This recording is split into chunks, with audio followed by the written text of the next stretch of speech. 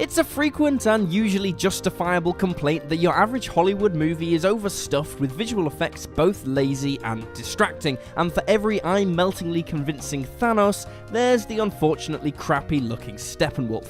CGI is often at its best, however, when you're not even aware of its existence. From fixing last-minute on-set issues to building a complex set piece or adding some neat finishing touches to an already splendid scene, the greatest uses of the technique, by their own nature, often go overlooked. Well, fear not, brothers, for together we will dispense rightful praise upon these moments. So with that in mind, I'm Will for What Culture, and this is 12 insanely subtle CGI movie moments nobody noticed. Number 12. Jeremy Renner's arms. Tag. 3 days into shooting this past summer's cult comedy Tag, Jeremy Renner broke both of his arms while performing a stunt in which he had to ride a stack of chairs down to the floor. Ironically, despite being an Avenger, the movie he injured himself in is a relatively benign summer comedy. Go figure. After the actor went to the hospital and received some casts for his arms, he returned to set to complete the scene and had to wear a special green sleeves over the casts, allowing them to be painted out in post-production. If you've seen the movie, you can appreciate just how perfect the effect actually is. The CGI is impossible to spot even if you're looking really, really hard for it. Believe me, I tried. Psst, I didn't really try. Number 11. Tobey Maguire's hairpiece, Fear and Loathing in Las Vegas. This acid trip of a road movie features a memorable cameo from Tobey Maguire as a hitchhiker picked up by Raoul Duke, kitted out in what all would rightly assume is an incredibly silly hairpiece. However, the production failed to add a requirement in Maguire's contract that he needed to shave his head, so he ended up demanding $15,000 for the hassle. The filmmakers refused, instead giving Maguire a bald cap and having the hair added digitally. The results are actually shockingly seamless for a 20-year-old movie, and even today it's incredibly difficult to find the CGI seam. Somewhat ironically though, the VFX hair ended up costing far more than the $15,000 Maguire demanded, so films, I guess. Weird things. Number 10. The opera scene, Mission Impossible Rogue Nation.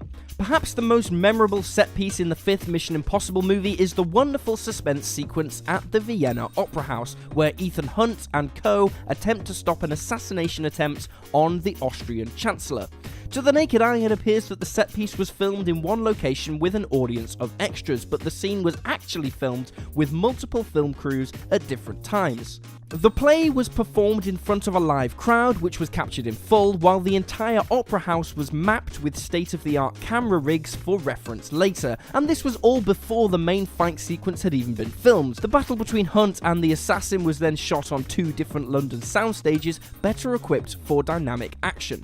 Finally, the VFX house double negative had to painstakingly stitch these separate elements together, and though the final slick scene certainly implies some sort of visual trickery, you'd surely never guess that it was this exhaustively elaborate. Number 9. Nicolas Cage's tattoo removal, Ghost Rider. This one's especially interesting because a myth persists that Nicolas Cage's abs in Ghost Rider were actually added in post-production. It's a widely circulated quote-unquote truth that's been firmly disputed by Cage, his co-star, and director. What's interesting is that in all of this hullabaloo about whether or not Cage had digital washboard abs or not, everyone freely admits to one subtle CGI change to the actor's body: the removal of several prominent tattoos on both of his arms. Given the content of some of his tattoos, Cage couldn't help but notice the irony, being quoted as saying, "I've got a flaming skull on my arm and I'm covering it up to play the part of a flaming skull in a movie." The jury's still out on those abs, but it certainly wasn't outside the realm of possibility for a 42-year-old Cage to get into that fantastic shape organically. Number 8. 1970s San Francisco, Zodiac. David Fincher has proven himself time and time again to be a master of employing extensive visual effects in stunningly subtle ways, and perhaps no better than in his masterful thriller Zodiac.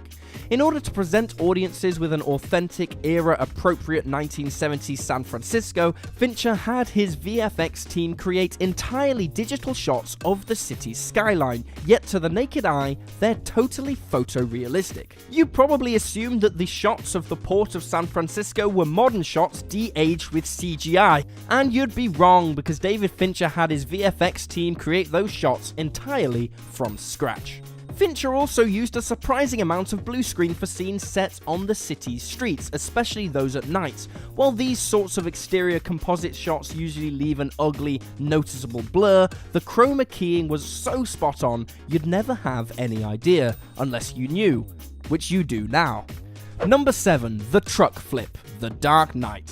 Anyone who knows anything about Christopher Nolan will be aware that he endeavours to utilise as little CGI as possible in his films, opting for practical solutions wherever possible. The iconic truck flip from The Dark Knight was famously performed practically on an actual Chicago street, though it did require one small digital effect in order to create a perfect illusion for the audience. Though in the movie the truck flips courtesy of Batman's steel toe cables, in reality the truck was flipped over 180 degrees with an extremely powerful piston placed underneath as it passed by. The piston then had to be removed in post-production, a relatively simple effect for sure, but the end result is so convincing it's easy to assume that the truck was actually pulled over with tow cables. Number 6. Sea Haven's Buildings, The Truman Show. There are a number of fairly obvious CGI shots during The Truman Show, perhaps most memorably the image of Sea Haven Island set being visible from space and the show's creator Christoph staring down at the sets through a digital hole in the wall. However, there are also some ingeniously invisible CGI shots used to extend the Sea Haven street sets. Due to the strict building regulations for the seaside Florida sets, the production could only create shell buildings 35 feet tall, and so a complex VFX process, at least for the time, was used to add additional stories to most of these buildings. You could watch the movie dozens of times and probably never guess, and even once you know the results are so brilliantly believable, you'll probably struggle to remember. Number 5. Enhanced Locations, The Wolf of Wall Street. Though Martin Scorsese is a venerated king of old guard filmmaking, his more recent movies actually employ far more CGI than you're probably aware of. And that is no truer than in his 100 million Oscar-nominated epic drama, The Wolf of Wall Street. While it's clear to anyone with a functioning pair of eyes that he used green screen tech for the stormy yacht accident sequence, elsewhere he utilised complex visual effects to create mind-blowingly photorealistic set extensions. Unless you're really looking for it, it's practically impossible to spot, from entirely redesigned beach landscapes to a lion composited into Jordan Belfort's office, and most impressively, a sweeping crane shot of a prison courtyard comprised of numerous different digital plates impeccably sewn together. As much as people love to understandably complain about invasive and excessive CGI in modern movies, this is a shining example of how it can augment a film, especially in the hands of a veteran auteur. Number 4. Keira Knightley's Skin, The Jacket. You may not remember much of this Keira Knightley and Adrian Brody starring 2005 thriller, but you certainly weren't drawn out of this movie by any garish digital makeup effects either, that is for certain. Knightley has, by her own admission, suffered with sensitive skin her entire life, and this came to a head while filming The Jacket, when the actress had some unfortunate and unexpected complexion issues, which were then digitally smoothed out in post-production. Can't have your sex symbols having complexion issues, right, Hollywood? Well, whatever you think of it, the effect is completely perfect. I mean, you'd never tell. Also, the VFX artist named the skin smoothing software they created Keirasil, which I think's pretty funny. Number 3. The Winklevoss Twins, The Social Network. David Fincher strikes again, and while everybody nowadays knows that the Winklevosses were played by just one person, back in 2010 most audiences flatly assumed that the Winklevoss twins were in fact played by twin actors because, well, why wouldn't you? Of course, the twin effect was actually created in post-production, with actor Josh Pence primarily serving as a stand-in for Tyler Winklevoss on set until the digital post-production could be added. In other sequences, more straightforward split-screen blending was used to combine separate takes featuring both twins. And yeah, it's pretty much flawless across the entire film. You'd never know, unless you knew. Number 2. Hugh Jackman's stunt double, Logan. It's no secret that, as gritty as Logan was, it was still reliant on a ton of CGI trickery, none more so than when the titular mutant Hugh Jackman battles a clone of himself.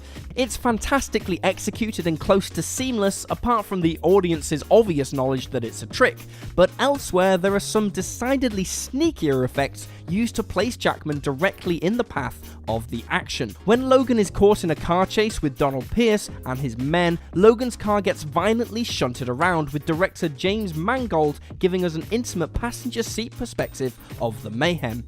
Shockingly, this isn't actually Jackman driving the car, but a stunt double who then had a digital mask of Jackman's face pasted over his own. Most impressively, the final scene doesn't even use raw footage of Jackman performing the take against a green screen. It was 100% animated from ultra-realistic scans of Jackman's face. Number 1. Digital Rain. We Own the Night. James Gray's Joaquin Phoenix starring crime thriller is best remembered for a spectacular car chase in the pouring rain, one that's all the more impressive once you learn that all the rain and weather effects were added in post-production. Due to the virtually impossible logistics of shooting a car chase in either real rain or fake Hollywood rain, Gray actually filmed the chase in broad, sunny daylight, and crossed his fingers that the film's modest $21 million budget would allow him to add rain later. According to Gray, there were only 4 VFX artists in the world who knew how to program the complex CGI water effect program for the movie, and they previously worked on high-concept blockbusters like The Perfect Storm and The Day After Tomorrow. The end result is ridiculously convincing, with even water droplets off the windshield passing as totally real. It's really only when you start to think about the technical impossibilities of filming a rain-sodden car chase that you realise some digital assistance must have been involved in the first place.